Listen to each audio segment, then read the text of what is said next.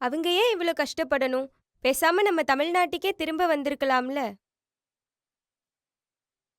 இல்ல, பிழைக்கப் போன இடத்துல போய் தனி நாடு கேட்டா?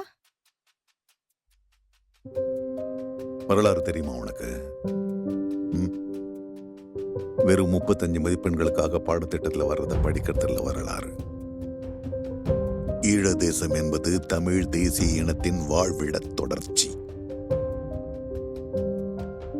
குற்றச்செயலுக்காக கரை ஒதுங்கினவங்கிட்ட வெள்ளைக்காரன் அதிகாரம் கொடுத்தா அவன் நாடாயிடுமா? அது வேலை தேடி போனாங்களா? வேலை.